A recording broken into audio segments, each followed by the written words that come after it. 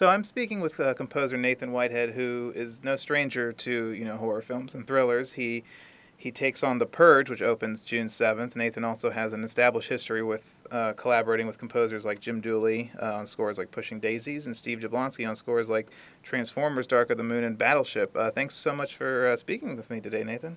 You're welcome. Thanks for having me. So I guess to start off, just kind of looking at it, what does music mean to you, and what made you focus on the visual medium composition path? Sure. Yeah, that's a good question. I think music has always, in one way or another, been associated with storytelling for me. I don't think I would have phrased it that way as a kid, but it just was always fascinating, and I think I always associated it with taking a journey. I remember the family piano that we had in our living room, and just sitting there and experimenting, and it was always just a fascinating process. It almost felt like a superpower. Early on, I started deciphering melodies, trying to pick stuff out by ear on that piano, and so yeah, I guess it felt like that, music was an adventure, and Mm-hmm. I think that was kind of a natural foundation for being a film composer, because Right. it was almost like the journeys that music can take you on, or the insight, or that music can provide. A lot of that was kind of happening, I feel like, in my imagination before I even realized that being a film composer was a job. Right. And yeah, and so I went a fairly common route, perhaps. I started playing guitar and playing in a band, and just always really enjoying experimenting. Always enjoying spending time in my room or in my studio, kind of solo doing my thing. And eventually it just clicked that um, it's like, hey, the music in movies is amazing, and it really kind of combines. It just embraces I think, the storytelling powers of music, um, and I mean, just I think at a very basic level, it's exciting to connect with people. I Right. think it's Yeah. exciting to connect with common ideas. Feeling like we belong, as a human being on this planet, and I think music helps with that. Um, Music can facilitate that, and certainly film. Uh, is often all about exploring that, whether it's exploring things we're afraid of, or Right. exploring how we're connected. And so, I mean, to me, it's like the perfect combination of these things that I love. I mean, that's exactly how I see it. I see how film and music is just kind of this exploration of the human condition and reflecting on that and storytelling. That's yeah, it's exactly what I think too. Absolutely, yeah, yeah. I think storytelling is just one of these amazing things that makes our existence that much richer, and it's something I think we all get on a level, whether we Hmm. really think about it or not. We all like to tell stories. We like to hear stories. Not that everyone is does it in the exactly same way, but Right. there's a universal aspect to it that is great. Hmm. Feels connecting. Yeah, absolutely. And so you've worked, with quite a few with quite a few projects on with two notable composers, Jim Dooley and Steve Jablonsky. Yes. What was that experience like for you to see two very differently styled composers work? Was it an essential learning experience, and did you learn much from them? Yeah. I did. It was an amazing learning experience. I think. They are very different, and they're both amazing composers. I feel like we hear this a lot, that there's all these things you can't learn in school, but Right. um, that was very much the case. I think you know film composing is a pretty technical job in a lot of ways at this point. Either you can kind of handle the computers and the sampling and the tech aspects yourself, or you kind of assemble your team of people that can help you with that. And I think both Steve and Jim are kind of the total package in my opinion. Yeah. They really, I think, have a mastery of their tools, which is awesome. Just the samplers and all the various technology that's kind of part of a lot of modern music production. Hmm. So on a basic level, there was just all these really practical and really um, handy tricks of the trade, kind of that they taught me. Just by me being in the trenches on their projects. They're Yeah. both doing, you know, big projects. I was with Jim um, on the second season of Pushing Daisies, and it was a lot. It was like 40 minutes of complicated music every week, Right. Yeah. and it was really valuable to kind of get to witness that pipeline and be like part of that pipeline of being able to produce music that is working with the show and is really great music and is produced well. That quantity in that time frame, um, and with Steve as well. I did a couple years worked on the last two seasons of Desperate Housewives, Right. Yeah. Yeah. and both of those shows I feel really fortunate that I could be on them in some capacity. We got to record live players every week, um, and that's pretty rare these days. And so yeah, a lot of the logistical challenges of writing for film or TV or video games, but also they were both really gracious with their time, and I feel like composers made investments in their careers. I think uh, they were part of. They had mentors. They were able to be mentored by people, whether it's Hans or Harry Gregson Williams, and I think that's a really cool part of the community, the film scoring community that I've been in for the last few years. Is um, for all the other things going on, there is like this. Uh, there are some really valuable mentorships that are available, and um, I'm just going back and forth thinking about my time on Desperate Housewives. I think so much of what was educational about that time was just constantly, um, constantly thinking about how do we score a scene. Yeah. I Yeah. would I would be uh, submitting my contributions to the show, and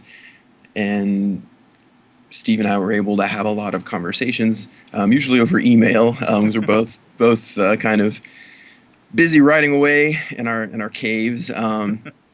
But so many of these conversations where we're just talking about the emotions of the scene, or we're talking about, um, what's the point of view here, what what are these characters feeling, and we never got too specific, like this needs a minor chord or Hmm. something like that.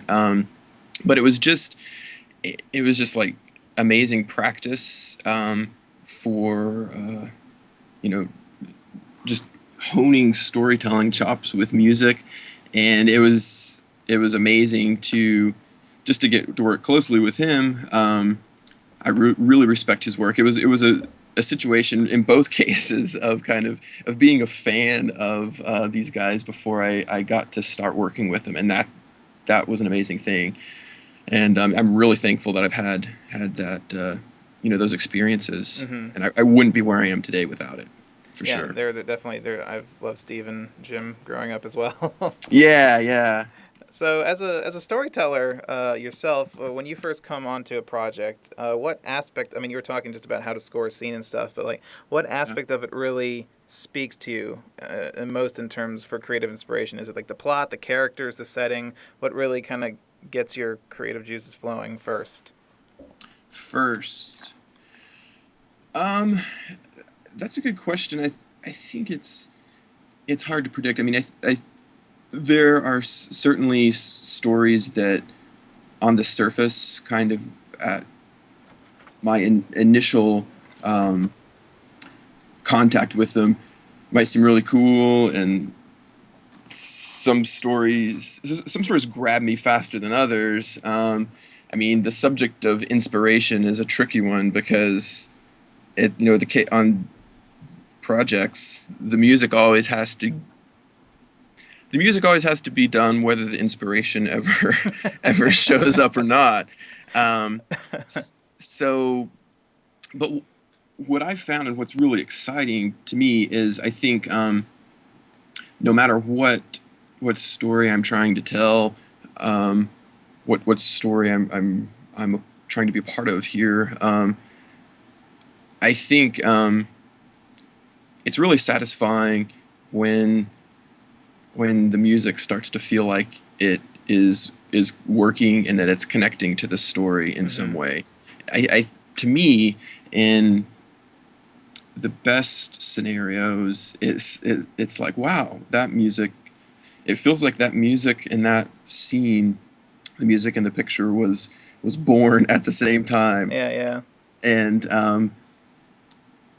that's difficult to predict. But that I think that uh, kind of that carrot dangling in front of me, it definitely moves me forward. And I think when I watch a scene or I watch you know any story and it just immediately grabs me, that's amazing. And I love that, and I'm thankful for those opportunities. But there are some times when I feel like I just have to dive in and maybe do some dissection sort of to begin with, Right. and say, okay, what's going on here? She is, this relationship is dissolving. What's she thinking? It sucks. She's very sad, but there's also like a little bit of excitement about that, and kind of like Hmm. it I don't know, get very analytical, but then in the process of doing that, hopefully some bits of music start sticking here and there, and so kind of some of the inspiration almost comes after the fact or like mid stream. Yeah. So now you scored The Purge, which presents an incredibly interesting kind of what if scenario. What if for one night a year the government does not enforce laws, any crime goes unpunished? What was the goal musically for this film? Because I mean I saw the trailer, but Right. is it a horror film? Did you treat it as a suspense thriller? Like how was the what was the approach for it? Yeah, to me it's definitely more in the suspense thriller category. That Mm-hmm. and I think that does come out in the music. We we tried in some areas using a little more kind of classical horror instrumentation and orchestration, and it didn't quite feel right. And so yeah, it definitely feels like um, more of a thriller to me, and it to me it's such a fascinating um, premise, and Mm-hmm. Yeah. it's a film I think that invites the audience to ask a lot of questions, and um, I think some of the questions, it's not obvious, or it kind of facilitates uh, conversation, or wrestling with these thoughts about the country we live in, and what do we do to make our society a better place Right. to be. What do we do to improve improve our condition. Is it does that have a cost? And also to me, it also made me think about just so many things that we don't see, and if we, the whole out of sight, out of mind uh, phenomenon. Mm-hmm. If there are terrible things that go on that we benefit from, that's a potentially a dilemma. So musically, I mean, there's a lot of tension in the film, and there's some action in the film, and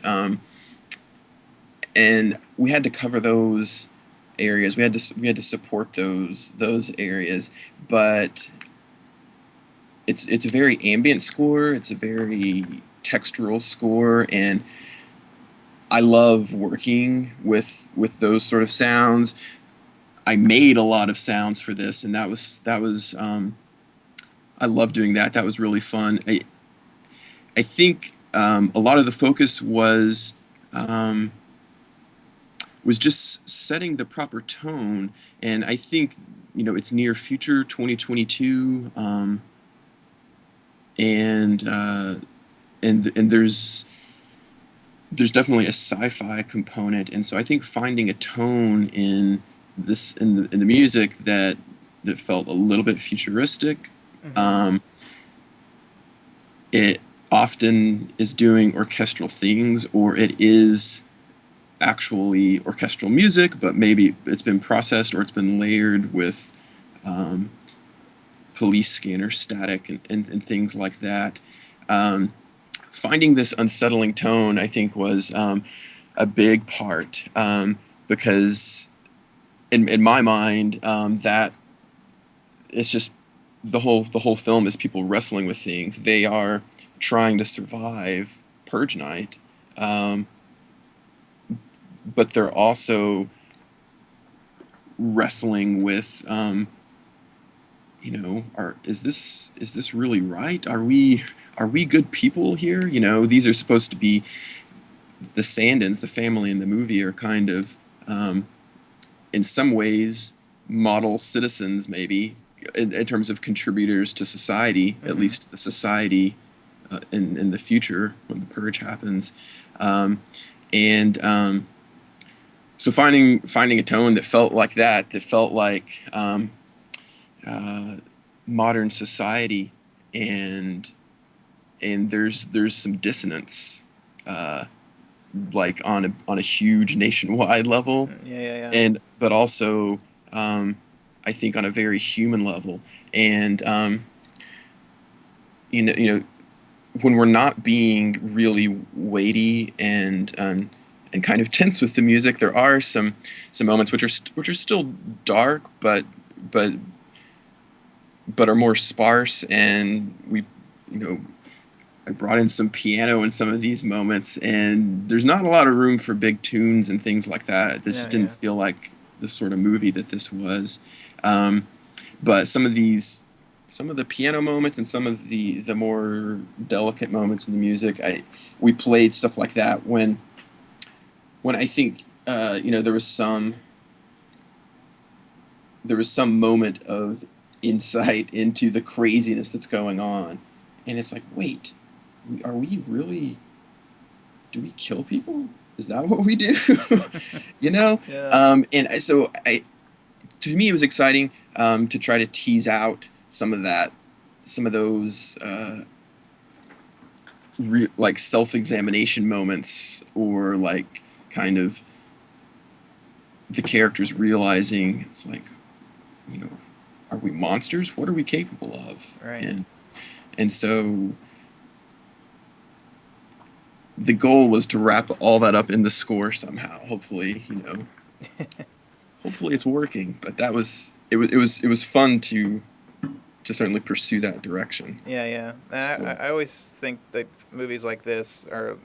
I always think horror thrillers and comedies always seem like, because I'm not a writer, I'm not a composer, but Hmm. for composers, I feel like comedies and thrillers are probably the hardest genres to crack.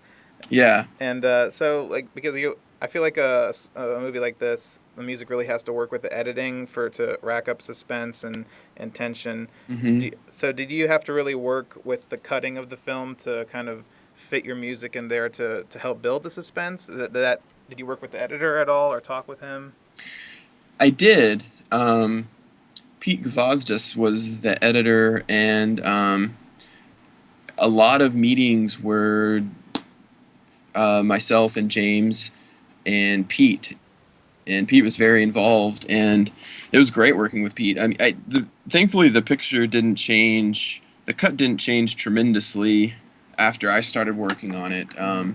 We did reshoot a few things. We shot additional things, I should say. So it expanded a little bit after I started, but there wasn't a whole lot of. The cut was relatively fixed, relatively locked when I started, and so that helped. And then yeah, we had tons of conversations about that, of just, when we were building and when we needed a break and moments that we needed to hit. Mm-hmm. And I think you're right. Thriller, suspense, and comedies are insanely hard. I mean, Yeah. it just, if there's just getting the timing right. I think it's fun. I mean, it can be frustrating, but it's really fun because so much of it is just you're going by feel. I mean, that I think is kind of the whole job, but often it was the three of us in a room listening to the music, and everyone's looking at each other's like, does that work? I think that works. It's like, no, I don't think that works. I don't know. Let's move on to something else and let's do it again, or let's listen to it tomorrow. You know? Um, but I think that's cool because I mean, that process is just that's just the human test. And, Yeah. I think that also, that's part of the universal nature of all of this, of music and storytelling. It's like, if it works, if you watch it and it feels like it works, doesn't mean it's going to work for everybody, but there's a decent chance that it's striking some chord that people are going to relate to. So Mm-hmm. there was quite a bit of back and forth, of just trying to get things, to feel right, and all along the way, and different people, would chime in on that, but the bulk of those conversations were with myself and the director and the editor, and it was cool having the editor, really that involved. I really enjoyed that. That's really cool. But Yeah. so I guess to wrap up, I mean, I always like to ask composers this one question. Uh, if you had the chance to score any film ever made, pretending the original score never existed, and no disrespect to the original composer, which film would you choose? Right. Um, Man, these are really tough questions. Um, well, let's see. Two immediate options come to mind. Let me see if I can narrow it down to one. Um,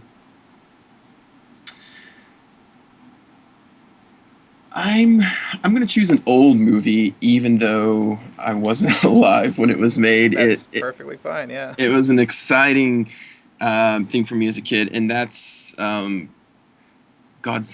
from 1954. Oh wow, that's a great one. Just because I think, it. To be honest, I don't even remember where I first saw that. It was on TV, Hmm. um, but I've always loved monster movies. I've always loved, Godzilla, and I remember as a kid just being so, um, fascinated and scared, but fascinated with that movie, and with the idea of Godzilla. And uh, I don't know, maybe this isn't fair because I there's no way I could know this then, but I like just like the classic Godzilla scream. Um, I read was made with a cello, which I think is just incredibly cool. Um, this rosiny processed, cello sound. Wow, I didn't know that. But I think just because I was so captivated by that, and it, it was just such a, I don't know, I just loved Godzilla, and I think that would be really fun to write music to. Yeah, So, I don't think anyone has said that, so that's a first. And it's a great. I mean, the score is iconic now, and yeah. Giacchino played homage to it in Cloverfield, and Hmm. Criterion did a really great release of the original. I think Yeah. just recently, yeah. But Nathan, thank you so much for your time. It was such a great pleasure and so much insight, and it was so much fun to talk to you. So thank you so Cool. much. It was my pleasure, Kaya. Thanks for the time. I appreciate it.